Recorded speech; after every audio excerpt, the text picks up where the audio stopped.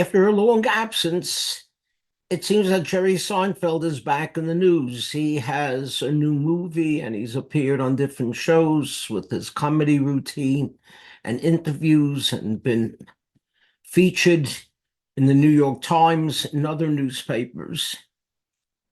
And it made me think back to a sermon I delivered on this Shabbos in 1998. Saturday, May 16th, 1998. And the sermon was entitled, Was Seinfeld Good for the Jews? And listen how it began. This is a historic moment. This is the first sermon I am delivering in the 1990s without Seinfeld any longer my competition. All of us rabbis feel relieved today. Think about it. It's very possible that if you put together all of the rabbis that ever lived, and if you put together all of the people who had listened to every one of their sermons, it still might not equal the approximately 100 million people who watched the conclusion of Seinfeld this past Thursday evening. Was it good for the Jews? And I went on to say, my response must be yes, it was good for the Jews. In fact, Seinfeld was great for the Jews.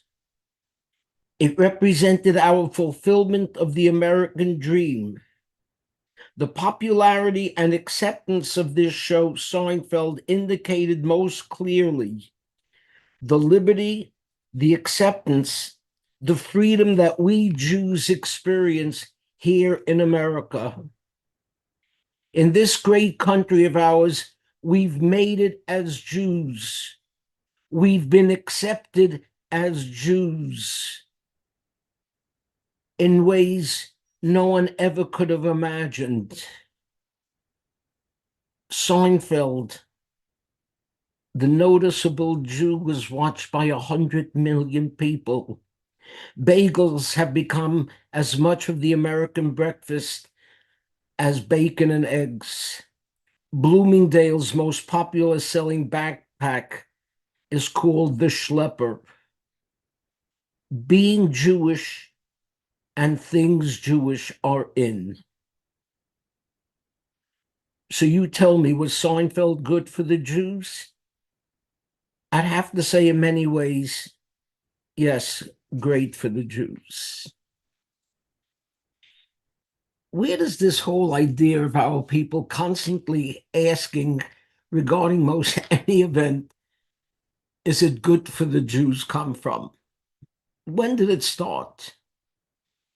In some ways, it finds its root in this week's Torah portion, where we are taught one of the most important commandments in the whole Torah, the concept of Kiddush Hashem and Chillul Hashem, sanctifying God's name and not profaning his name.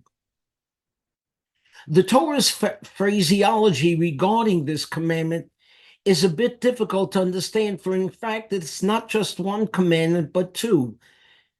These are the words, V'lo sechalu et shem kachi, and you should not profane my holy name. V'nikdashti b'soch b'nei Israel, and I shall be hallowed among the children of Israel. Why both the positive and negative? According to our sages, by telling us both positive and negative, to sanctify and not to profane, the Torah was teaching us this most important lesson. Everything a Jew does, every action we as Jews take, must ultimately be considered as either being a Kiddush Hashem or a Chillul Hashem,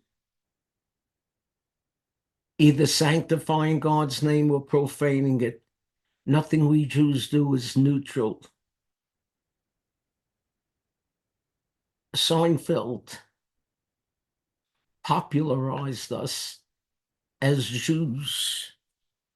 Did you ever wonder why the other comedies of the time nobody knew or cared about their religious background? Not in Cheers, The Golden Girls, Different Strokes, Kate and Allie, Newhart.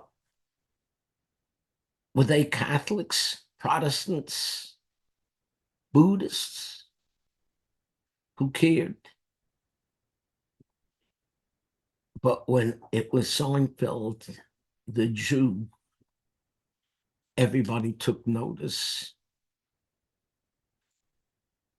And this is true in so many different ways. There have been hundreds of people who sat on the Supreme Court, many of them great jurists. Yet I couldn't tell you their religious affiliation. However, it seems that everybody knew Brandeis and Cardoza and Frankfurter and Goldberg were Jewish. And thus, it was a Kiddush Hashem. It made all of us look good. Consider now Chief Justice Roberts and Alioto and Gorsuch and Kavanaugh. Anybody know their religion? Everybody knew Ruth Bader Ginsburg. Everybody knows Alana Kagan's. And their achievements as Jews reflected not only on them, but on all of us. And ultimately, this principle works in reverse. When a member of our faith commits a crime or is involved in a scandal, people not only speak badly of them, but they always make mention of their Jewish heritage, Madoff, Weinstein. And thus, Achil Hashem is created. God's name is profaned. So when Jerry Seinfeld was once asked what his program was about, and he replied, nothing, he was wrong. If you're a Jew, everything is about something, for better or for worse.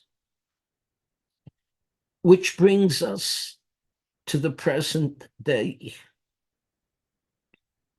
What happened to those days of my sermon from 1998, the Jewish acceptance, and we were in the mainstream, and being Jewish was in? Today, Israel's sense of security has been shattered. Israel has become the bad guys. American Jews are insecure. College campuses where we send our pride and joy, our own have turned against us. And you know what? You know what else has happened? Seinfeld's back, and he's making all of us look good again. There was an article in the New York Times a couple of weeks ago. Jerry Seinfeld can no longer be about nothing. The comedian, long beloved for his apolitical riffs, has been wrestling with what it means to be Jewish amid the Israel-Hamas war. Yes, Seinfeld has a new movie, but the New York Times was not writing about the movie. You know what New York Times was writing about? Listen, since the attacks on October 7th in Israel and through their bloody and volatile aftermath in Gaza, Mr. Seinfeld has emerged as a strikingly public voice against anti-Semitism and support of Jews in Israel and the United States. Recently, when asked about his motivation for going to Israel in December to meet with hostage families, he answered, I went because I'm Jewish. Seinfeld continues to be good for the Jews. And we must remember to do the same. Each and every one of us does not stand in this world as isolated individuals. Everything we do in our personal individual lives can ultimately have enormous effect on the collective Jewish people. I learned this lesson when I was a high school kid, and I went to yeshiva on the Lower East Side of New York, and I would travel home by subway every day. And after having been in school from 7:30 in the morning to 6 at night, 6 days a week, except Friday afternoons, the trip home was a chance to let loose. So I and my friends were a bit rambunctious on the train. Yiddish translation, wilde chayas. We used to run through the trains, hang on the overhead straps.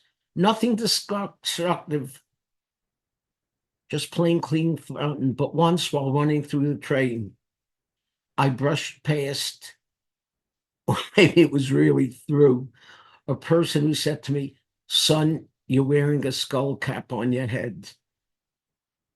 If you want to do these things on the train, make sure you first take off the skull cap." And I understood from that moment on, and it's become clear through all the experiences of life since, the reputation of all of us is in the hands of each of us. I'll never forget an interview I saw in television by the immortal baseball manager, Casey Stengel. He was asked the best picture he had ever seen, and he instantly replied, "The Jewish Kid from Brooklyn." You see, everyone knew that Sandy Koufax was a Jew. But I wonder if it had been some picture from out in Iowa, would Stengel have said, "The Episcopalian from the Midwest"? None of us are Episcopalians from the Midwest. We're Jews, God's chosen people. Let us remember the words from this week's Torah portion. Let us never profane God's holy name, so that his name will be hallowed amongst the good name of the children of Israel. Shabbat Shalom.